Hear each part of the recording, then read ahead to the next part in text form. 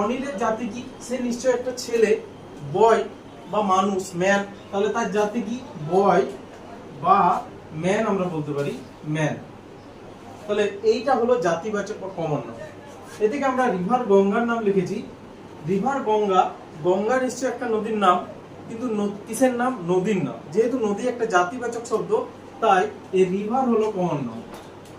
River হলো common noun. তাহলে common noun proper noun আমরা কিভাবে হলো বুঝবো? যে যদি কোনো জাতির নাম থাকে সেটা হবে কমন নাউন, আর যদি ডাইরেক্ট নাম দেওয়া থাকে তাহলে প্রপার নাউন। যেমন আমরা যদি বলি হিল, হিল মানে পর্বত, কিন্তু যদি আমরা কোনো হিলের নাম দিই হিমালয়, তাহলে হিমালয় হলো পর্বতের নাম। সেহেতু নাম যখন ডাইরেক্ট আসছে সেটা হলো প্রপার নাউন। আর যখন আমরা পর্বত বললাম, হিল বললাম, তখন সেটা হলো মাউন্টেন বললাম, তখন সেটা হয়ে গেল কমন নাউন। তো এইভাবে আমরা প্রপার নাউন আর কমন নাউনের মধ্যে আলাদা করতে পারি, ডিস্টিংগুইশ করতে পারি তাদেরকে। নেক্সট আমরা দেখতে পাচ্ছি কালেকটিভ নাউন। কালেকটিভ অর্থাৎ সমষ্টিবাচক।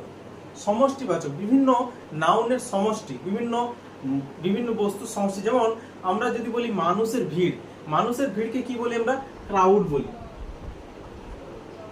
মানুষের ভিড়কে আমরা কি বলি? ক্রাউড। ক্রাউড মানে জনতা। আর যদি উত্তেজিত মানুষের ভিড় হয়, মিছিল হচ্ছে, মিটিং হচ্ছে, মানুষ উত্তেজিত হয়ে আছে, উত্তেজিত মানুষের ভিড়কে আমরা বলি মব।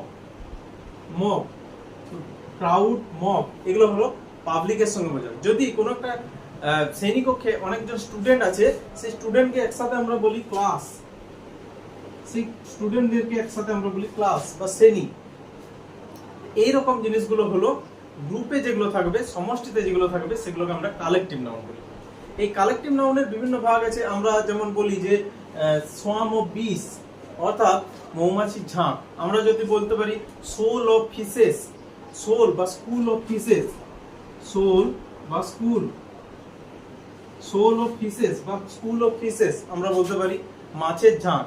এছাড়া আমরা বলতে পারি প্যাক অফ উলভস, খ্যাকশিয়ালের দল, হার্ড অফ ক্যাটেলস, গরুর পাল, এগুলো আমরা বলতে পারি।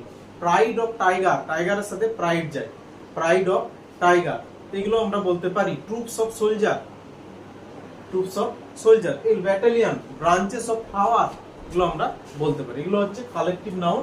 তাহলে আমরা দেখলাম proper noun, common noun and collective noun.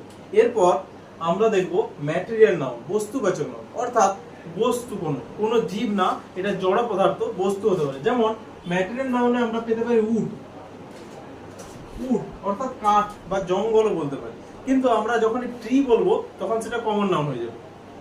আমরা উডটাকে বলতে পারি, কাঠকে বলতে পারি ম্যাটেরিয়াল, কিন্তু ট্রি হচ্ছে সজীব।